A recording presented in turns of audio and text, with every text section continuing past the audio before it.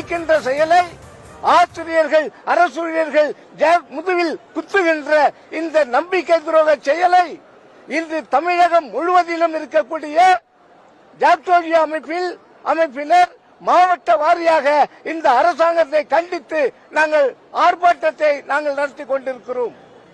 இதுவரை நாங்கள் பார்த்த முதலமைச்சர்களிலே சொன்னதை கொடுத்த வாக்குறுதியை நிறைவேற்றாத 4 ஆண்டுகளாக நிறைவேற்றாத ஒரு முதலமைச்சர் இந்தியாவிலே ஒருவர் இருக்கிறார் என்று சொன்னால் அது மாண்புமிகு இன்றைய தமிழக முதல்வர் மு.க.ஸ்டாலினை தவிர வேறு யாரும் இல்லை என்பதை நாங்கள் அறுதியிட்டு சொல்ல கடமைப்பட்டிருக்கிறோம்.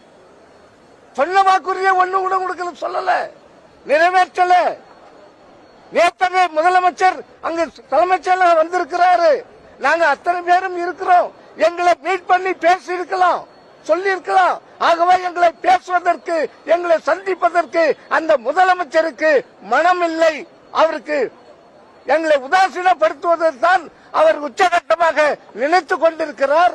ஆகவே இந்த கோரிக்கைகளை கண்டிப்பாக நாங்கள் வென்றெடுக்க முடியும். இன்று தமிழ்நாடு கொந்தளிப்பில் இருக்கிறது. ஆசிரியர்கள் அரசூழியர்களும் கொந்தளிப்பில் இருக்கிறார்கள். நீங்கள் ஏமாற்றினால் கண்டிப்பாக 2026 நீங்கள் ஏமாறுவீர்கள். இதை எழுதி வைத்துக் கொள்ளுங்கள்.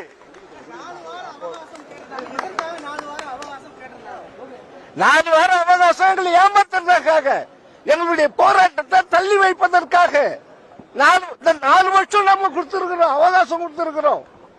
ஆகவே 4 வார அவகாசம் என்பது முழுக்க எங்களுடைய போராட்ட உணர்வை மழுங்கடிப்பதற்காக, ஆசிரியர் அரசூழியர் ஜாக்டோரியா சங்கத்தில் பிளவை உண்டாக்குவதற்காக, அதன் மூலமாக அவர்கள் அந்த மீன் பிடிப்பதற்காக எங்களை பிளவுபடுத்தி அவர்கள் ஆதாயம் பெறுவதற்காக இந்த தவறான போக்கை அவர்கள் செய்து கொண்டிருக்கிறார்கள்.